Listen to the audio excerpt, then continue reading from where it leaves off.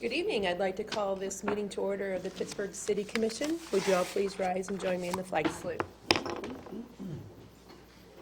I pledge allegiance to the flag of the United States of America and to the republic for which it stands, one nation, under God, indivisible, with liberty and justice for all.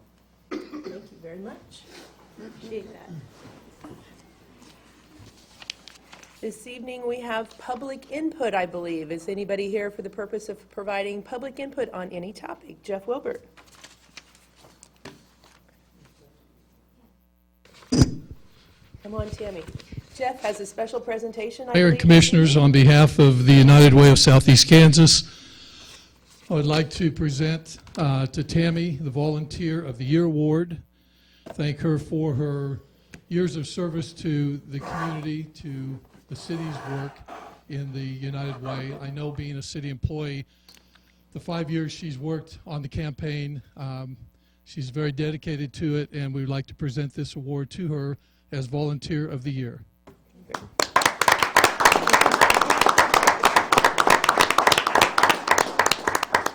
As usual, Tammy, who serves as our, for those of you watching at home, Tammy Nagel is our city clerk. She has many responsibilities here at the city, one of which is keeping all the city commission members informed and aware of information that we need to know. And so the fact that you have time to do this and use your own time, I'm sure, is what you do, because I know you. Thanks for doing that for the city and for the United Way. We appreciate it very much. And thanks for Jeff for bringing that to our attention. Is there any other public input this evening? All right, we'll move on to the consent agenda. We're going to remove item F, as in Frank, discuss later. Are there any other items to be removed from the consent agenda? Item G. Item G, anything else? I'll move to approve. Second. Roll call vote? Gray, Aye. Ketterman, Aye. Munsell, Aye. Mernan, Aye. O'Brien. Aye. Okay, Blake, since those are both yours, do you have a preference? No. Okay. Then let's go in order and let's do item F. Item F, approval of the Economic Development Advisory Committee recommendation to allow $8,000 from the revolving loan fund to assist Craig Farnsworth, owner of A+ Dry Cleaners, with required infrastructure improvements for his proposed new building on the corner of 4th Street and Fairview Avenue, if approved, authorize. Thank you, Madam Mayor, members of the Commission. I've got an aerial that would like to show you, if Pat could bring that up for us. As you mentioned, this project is related to A+ Dry Cleaners. We have the owners, the Farnsworth, in the audience here tonight, currently located on South Rouse Street. They've been notified by the building's owners that the building may be for sale, so they are eyeing a new location. So the aerial you see here is just east of 4th and Rouse. This is 4th, this would be Rouse. So the car wash is here, that office building is right there. We're talking about the site right here, kind of has a funny shape. But that would be the proposed site for the new A+ Dry Cleaners. Have a site plan to show you as well. This would be 4th Street. This would be the car wash. This is the alley just to the west of the car wash. Where this request originated, the Farnsworths were approved for bank financing, but as they got into the site development, due to KDOT requirements that regulate entry and exit off of 4th Street, because it is a state highway, required some modifications, particularly to the east side of the building over here on Fairview Street. That added about $8,000 to the project that wasn't there initially. So the EDAC considered this last week. This being Pittsburgh's only dry cleaners, we certainly want to help the Farnsworths, if at all possible, keep their business here in Pittsburgh. So that being said, with these added costs, the EDAC recommendation is to allocate up to $8,000 that would go directly to the vendor to help with the construction cost related to having the entry and the exit off of Fairview Street as opposed to 4th Street. And the Farnsworths are in the audience. Troy is here as well, that can back me up with any questions that I may not be able to answer as far as the exact details of it. But with that, be happy to answer any questions you may have. Any questions for Blake? This wouldn't be just unique to the Farnsworth, but anybody that bought that property would have had to deal with the same issues. Oh, absolutely. Yes, sir. Absolutely. Any other questions for Blake? Is there a motion to approve? So, Thanks. We'll take Michael and then Patrick. All those in favor indicate by saying aye. Aye. Aye. Opposed, same sign. Thank you. Thanks to the Farnsworths for your patience in the process.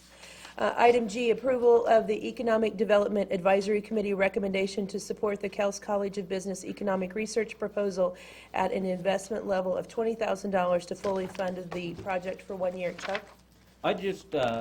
My question is, Blake, is this something that we need to do every year, or is the last year's figures and facts, could they not be used in years to follow, or not? So many of these indicators, Commissioner, change on a pretty regular basis. That's why we prefer to see these on a quarterly basis. And when Pittsburg State, the Kels College, approached us this time last year, it was something the EDAC wanted to give a trial run. That's why they voted and recommended to you last year that they funded at half what the requested amount was. Pittsburg State came back not only with the 4 quarterly reports that if the numbers don't change much from, say, month to month or even year to year, each issue would look at different numbers. They look at different indicators. So what you saw in the previous publication, if the numbers don't change that much, well, they may highlight a different set of economic indicators. But they not only produced the 4 quarterly reports, they produced the annual report that they were not required to do. They also created a website so that anyone can get on the web and see these indicators. And they also propose to take over the quarterly cost of living numbers that do tend to change quite a bit from quarter to quarter. I understand that. It's a lot of good information. I think that if we just went to maybe 1 report a year or twice a year would be enough to meet this. I think 4 times is a little more expensive than we need to be involved in. So my preference would be 2 times a year at the most. Okay. One other advantage of doing it on a quarterly basis, we hadn't really counted on this, but it's been a good side effect, is that the media oftentimes will get these, and on a slow news day, they will use these for story ideas. So if having that fresh, constantly evolving information is in front of them, it helps with media stories as well. But I understand your point. Any other questions for Blake on item G? If there's no more discussion, is there a motion? I move to approve. Thank you. I'll second. All those in favor indicate by saying aye. Aye. Opposed, same sign. Aye. Thank you. Moving on to considering the following request to rezone. The Planning and Zoning Commission, in its meeting of January 26, voted unanimously to approve a request submitted by Kansas Crossing Casino LC to rezone 1283 South Highway 69 from Crawford County zoned agricultural to CP3 Planned Highway Service Commercial to allow for future construction of a lottery gaming facility. Troy? Mayor and Commission, as you stated on January 26th in our normal Planning and Zoning meeting, we did have a hearing for rezoning. As part of the normal process, when we do annexation to a piece of land, we need to go through the process of zoning that as well. So there was a hearing held. We were notified property owners within 1,000 feet of the area just because it was an island annexation. We had a lot of discussion over it, and I guess as it ended, the Planning and Zoning Commission unanimously voted to approve it. So. Any questions for Troy? Is there a motion to approve? So moved. Thank I'll you, second John. it. John and Chuck, thank you. All those in favor indicate by saying aye. Aye. Opposed, same sign. Thank you. Thanks, Troy. Request to rezone. The Planning and Zoning Commission in the same meeting unanimously approved a request submitted by Tim Kundiger on behalf of Doris Castagno Living Trust to rezone 1400 East 4th Street from R1A Single Family Residential to CP2 Planned General Commercial to allow for the future construction of a veterinary clinic. Troy? Mayor Commission, on the same night, we also looked at this hearing. This is an area located kind of directly at the intersection of 4th and Water, right to the east of the Claw Paws building. That Castagno's currently own the land out there. They have split a section of that lot off for commercial use, and it kind of flows along with what we have along 4th Street. There's a mix of commercial and residential there. The Planning and Zoning Commission had a hearing. There was people, up to speak. No one was against the idea, and they unanimously voted to approve it as well. So, Any questions for Troy? I'll move to approve. Thank you. I second. Thank you. All those in favor indicate by saying aye. Aye. Opposed, same sign. Thanks, Troy. At that same meeting, the Planning and Zoning Committee voted to deny a request submitted by Robert Kunschek on behalf of Lightning Investments to rezone 318 West 18th from R1C, single-family residential, to CP2, planned general commercial, to allow for the future construction of a storage building adjacent to the owner's existing property. Troy? this was also, like you said, held that night, Mayor and Commission. This was a location, Robert Kunschek had purchased the lot and demolished the current house that was on there. It was in pretty bad shape. He's cleared out the lot, and he is wishing to utilize it for some commercial use to kind of match some of the area that he has to the south. We had some opposition from some of the neighboring properties. The Planning and Zoning heard that. Because it is a hearing on that, there would have been, needed to have been a unanimous, it would have had to have at least 5 votes to approve it. We had a vote of 3-2, which does not meet what our bylaws currently says. So the Planning and Zoning Commission will recommend that we disapprove the hearing to change it to CP2. So, Is there a motion to approve the recommendation of P&Z to deny? I just have one question. Was there a reason that the one person passed on the vote? we didn't get a feedback from that, no. So, Can we pass on our vote tonight? I get to ask Kimmy with that, but No, I'm just kidding. but you do have options tonight. You can overrule the ruling of the Planning and Zoning Commission. You can send it back to the Planning and Zoning Commission, or you can approve their recommendation. What, Go ahead. I was just curious as to what the reasoning was. If you could share for the folks that might be watching, they already have other commercial property like that in the Correct. area. yeah. What was the reasoning for the Planning and Zoning Commission in denying that request? I guess for some of the feedback from the local property owners was that it might be, not be conducive or to their property values. If they were to construct basically they're wanting to construct a storage building, and which we would require them to fence around it and everything, but it was seen that it might be a blight to the area, so. Do you have any feeling that the Kunschaks are coming back to us to petition this again? I think so in the future, yeah, I think so. Henry, if we send this back to P&Z, what does that imply, or what necessary action would they take? Well, they'd have to reconsider their decision, and they can either reaffirm their decision or change their decision and make a different recommendation to you. So they didn't have, how many members are on P&Z? There's 9 members on the P&Z. We had 6 members present that night. There was some, like I said, some obligation. There was a sick individual as well. The way our bylaws are written, we have to have a majority of the entire commission, even if they're not present. So if you, to basically unanimously pass a hearing type, so we would have had to have 5 yes votes. So, and we basically had 3-2 and then 1 no vote, so. Well, I would make a recommendation, we send it back to the planning and zoning and maybe have the correct any- number. Do you have I'll any second discussion that. about that? Is that a motion? Yes, a motion. And we got a I'll second? second. Any discussion Okay, on sending it back? nothing further. Okay, if there is no further discussion, all those in favor for sending this back to P&Z signify by saying aye. Aye. Aye. Opposed, same sign. Okay, thanks. Okay, Thank you, thank Troy, you. for that. Appreciate it. Thank you. Non-agenda reports and requests. Darren? We will start off, if you wish, with December bi-monthly by the Finance Director, Jamie Hey, Clarkson. Jamie, welcome. Which I hope is the year end as well, isn't it? Yes, it is. It's unaudited, but I'm pretty sure it's year end.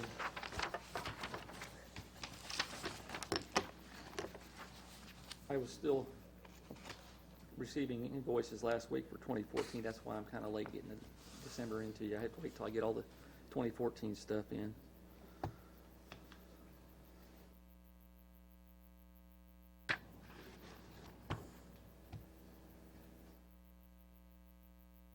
Okay, this is the official adopted budget compared to actual.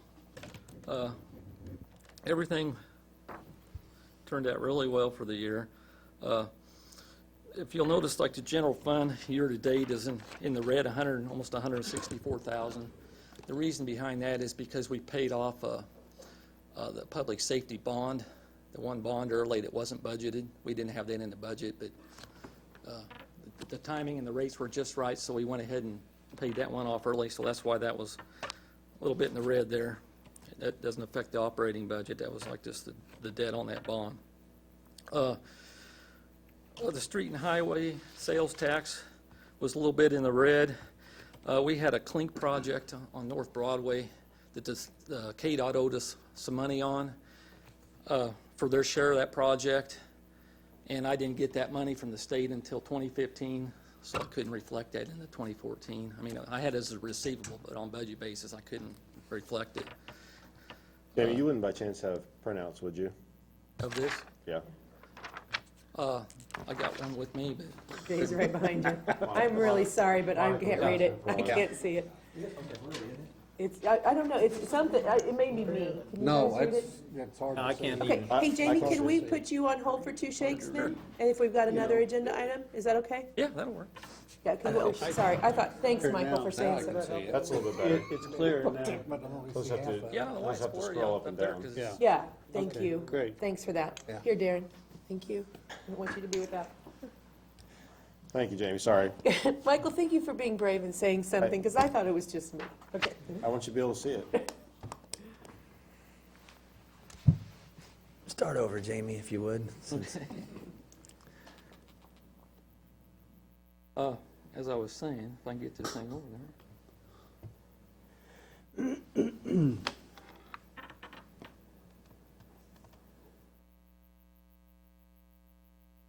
Pull it or go There. past it. There you go. Can you guys see that? Yep. That Perfect. 230,000 figure was the Yeah. street sales tax I was talking about. Anyway, we didn't get the KDOT share of the Clink project funds until January of 2015, so that took care of that one. Thank you, Tim.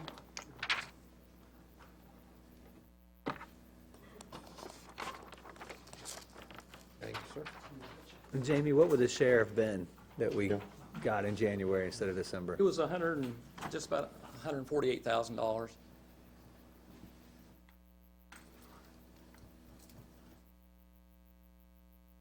And that covered their entire share of that Clink project.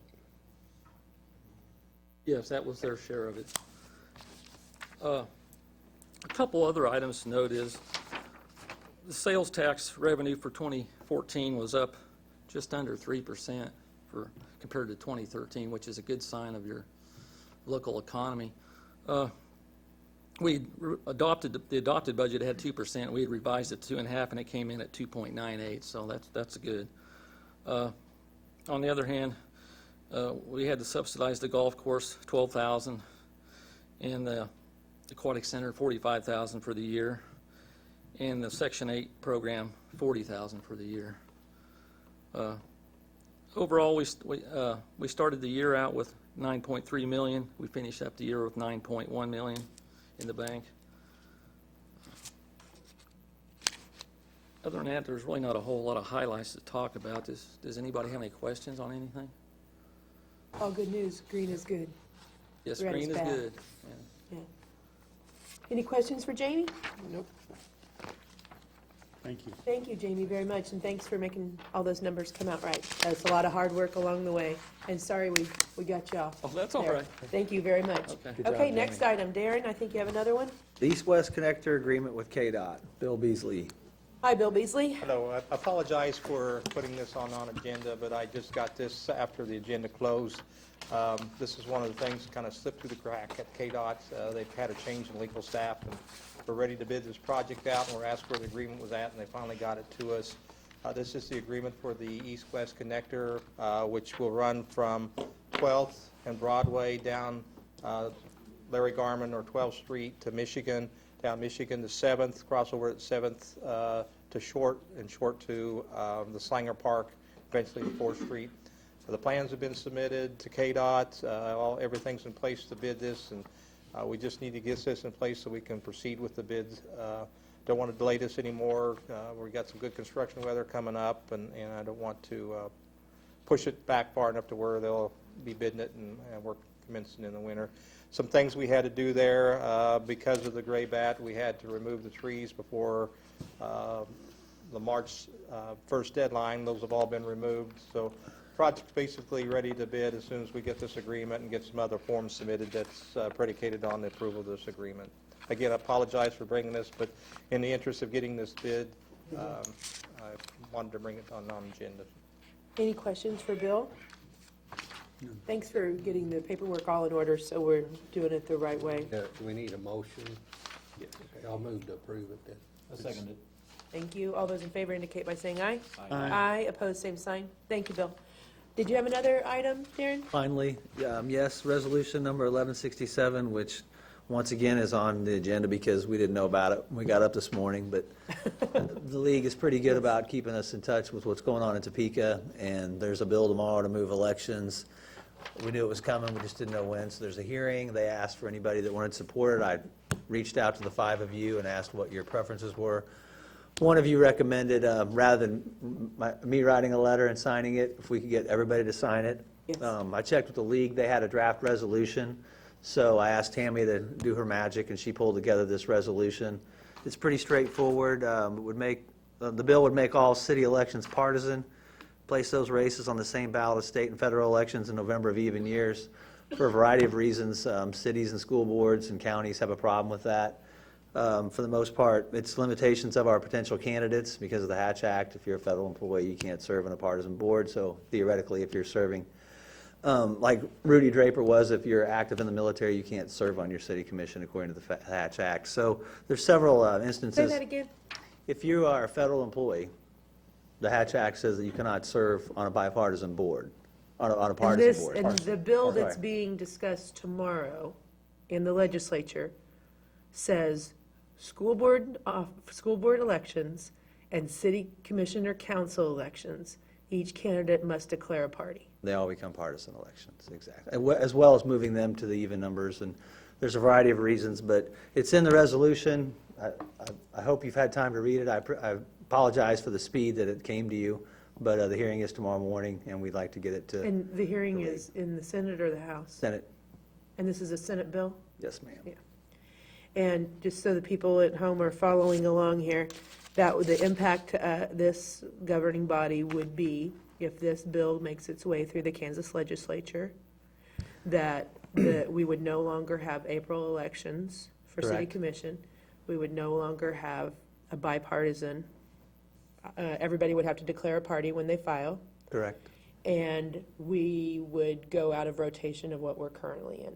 We'd have to go to a different rotation. Correct. I think, one thing not to be dismissed lightly is the fact that a government employee would not be able to run. I think that because of the partisanship. It's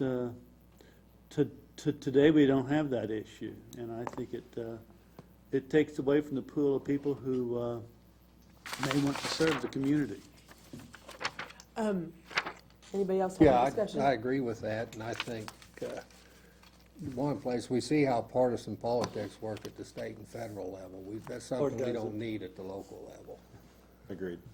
I agree. I think we all need to work together what's best for our city and leave Leave our the parties politics behind. out of it. Out of it. While we're saying something, I think the Senate and the House have way more important work to do right now than be bungling around with this, because I think we have a little bit of a budget issue. So if somebody would like to approve this I'll motion. make a motion to approve. Thank you. Second it. Thank you. All those in favor indicate by saying aye. Aye. Opposed, same sign. Hopefully they'll get to work.